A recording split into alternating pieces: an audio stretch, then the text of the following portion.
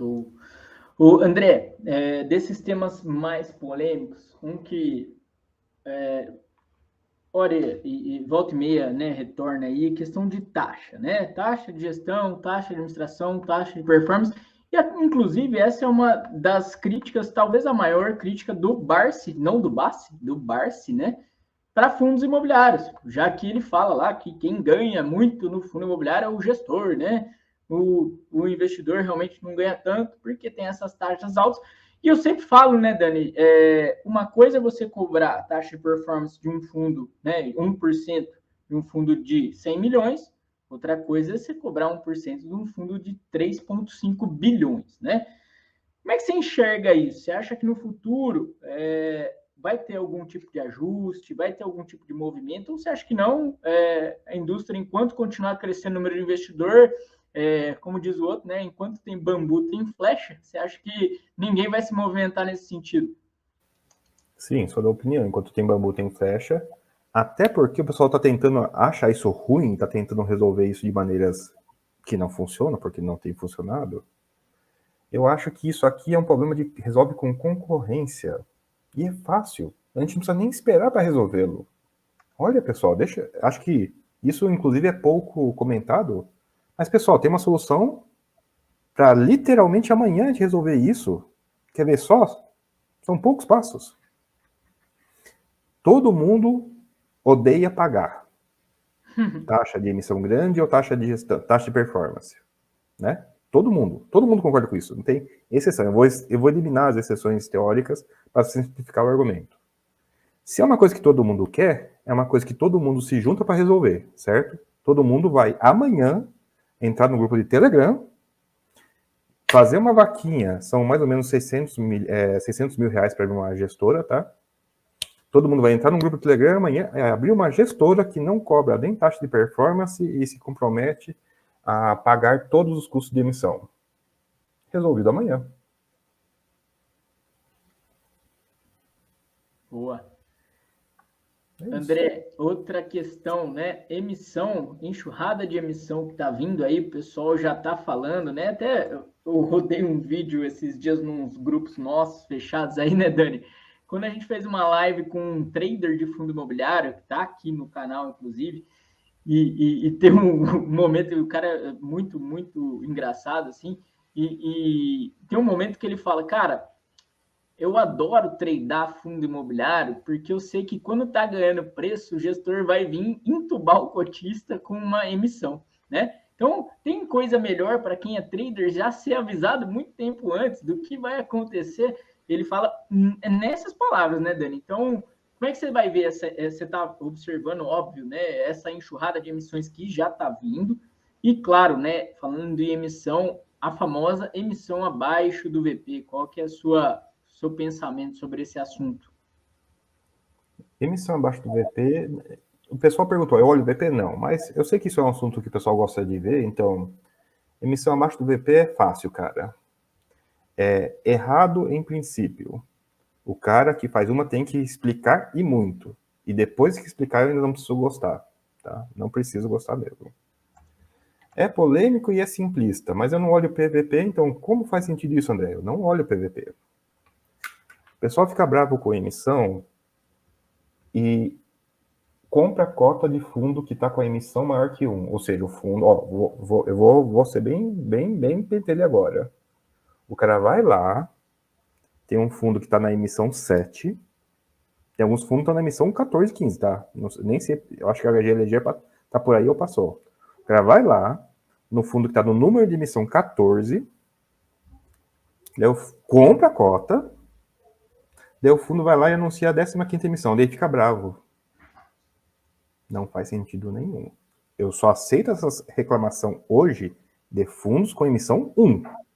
Qualquer fundo que a emissão não seja 1, não aceito essa reclamação. Eu acho a pessoa praticamente estúpida. Ou, pelo menos, incoerente. A pessoa não pode comprar cotas de um fundo emissão não 1 e reclamar que o fundo está fazendo emissão. Como assim? Isso é incoerente demais. E, cara, eu sei que tem as reclamações específicas e genéricas disso. Mas, de novo, Eu esqueci de comentar, lá no grupo do Telegram a gente vai abrir uma gestora que nunca faz a emissão 2, que é uma coisa que todo mundo quer e, portanto, é uma coisa que vai acontecer e está resolvida essa questão, a gente não vai ter que respondê-la de novo. Boa. Dani. Uma coisa que todo mundo quer, acontece. Boa, boa. Ou as pessoas são pobres e não conseguem resolver isso. Ou, melhor ainda, não querem resolver isso. É uma reclamação da boca para fora. Com certeza. Não é, assim, antes da gente passar, talvez, se o Bart tiver mais um tempinho, né, a agenda deve ser lotada aí, depois passar para as perguntas, né, mas antes eu queria só falar um pouco da taxa que o Barsi fala, né, o Barsi das ações. Eu acho que ele tem razão, né, de que o mercado ele vai ser cada vez mais competitivo, isso vai melhorar cada vez mais, mas é claro, né, eu estou muito na linha do Barsi aí, porque também às vezes fica um fla-flu, né? E aí as pessoas também não olham o outro lado da moeda. A gente fala muito sobre isso. O pessoal deve achar que a gente está passando pano para a gestão, né? Mas não é bem assim, né? O mundo é mais cinza do que preto no branco. Mas eu queria só falar em comparação com as empresas, com o Ibov, até já falei muitas das vezes, né? FIX e Ibov, mas eu vou falar do Imob, né? Que é das ações lá do mercado imobiliário, né? E eu acho que as pessoas olham para a taxa dos fundos imobiliários e comparam com as ações, tudo bem, tem que comparar mesmo, né? Eu acho que a gente tem que melhorar. E eu acho que daqui a 10 anos o mercado vai estar muito melhor, inclusive nisso, né? Comparando, por exemplo, com o mercado americano.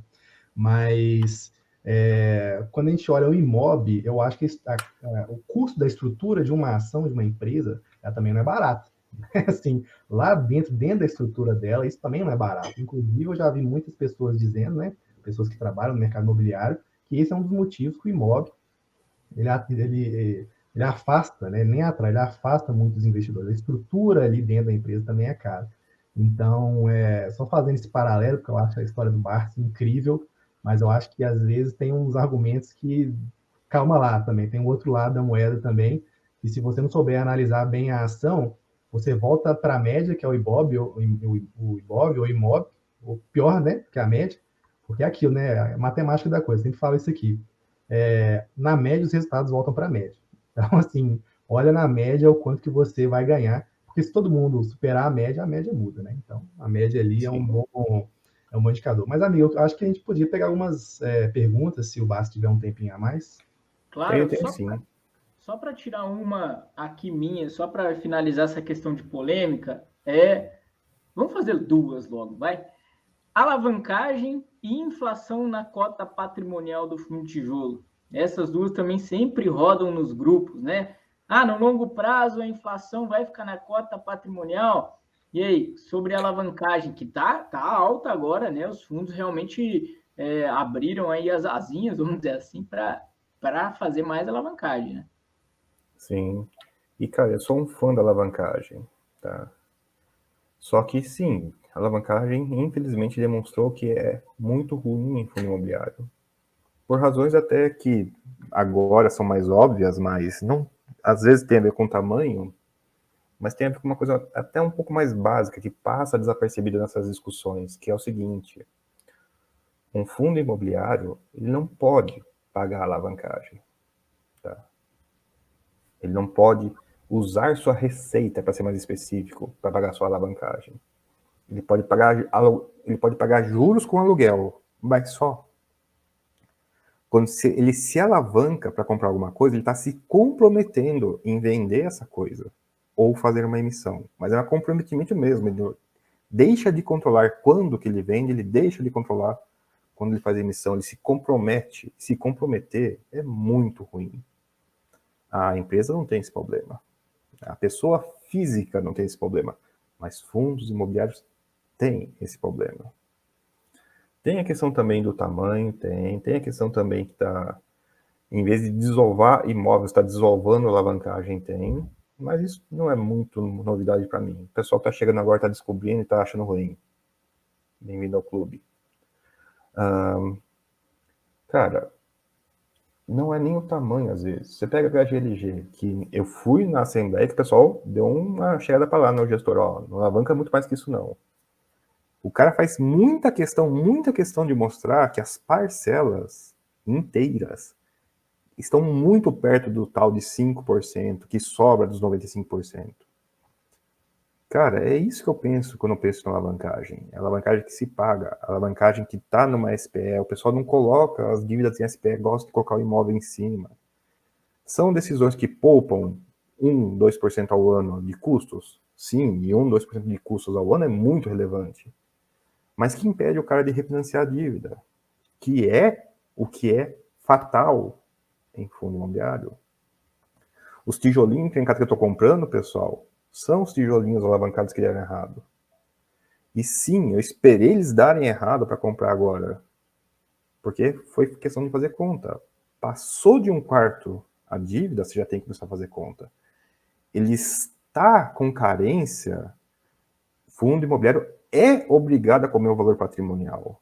Eu sei que o pessoal está reclamando como se fosse uma coisa intencional. Não, o cara está fazendo sacanagem. Ele pode ter montado uma sacanagem, mas não. Se a dívida tem carência, ele é obrigado a não pagar. Ele é obrigado a comer o valor patrimonial. E sim, as pessoas se perdem por olhar dividendo e não olhar mais nada. Mas daí eu não vou botar a culpa no gestor. Vou falar que os investidores estão sendo muito ingênuos aí. Isso depois de 20 anos o pessoal falando que tem coisa, tem pegadinha aí. Mas bora lá. Cara, o meu pior sucesso com um amigo foi, André, ele me via investindo. André, eu vou querer investir. Passou 8 anos, não investiu. André, eu vou investir me alavancando.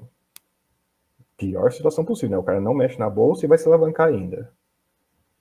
Funcionário do banco tinha um empréstimo super de boa, super subsidiado. Ele tinha um empréstimo barato e um trabalho estável. Coisas incomuns. Se alavancou. Virou investidor. Ele foi pagar as parcelinhas, não com juros, foi pagar as parcelas. O dinheiro que estava na corretora, ele largou na corretora. Ele foi pagar a dívida no banco fazendo poupança.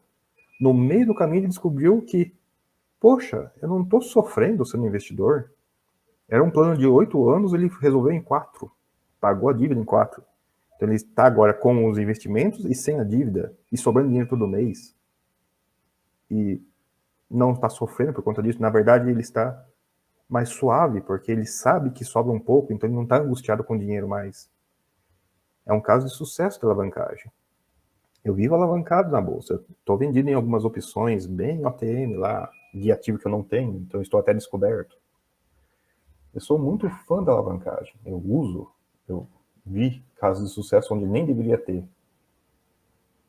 Fico triste que fale alavancagem em fundo imobiliário, fico muito triste.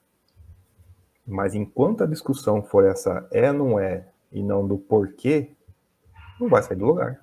Eu prefiro muito mais discutir o porquê, o como, do porquê é e do que não é. Porque se for e não é, não faz, e não vai impedir que aconteça, e eu vou esperar dar errado para comprar os certos. Não,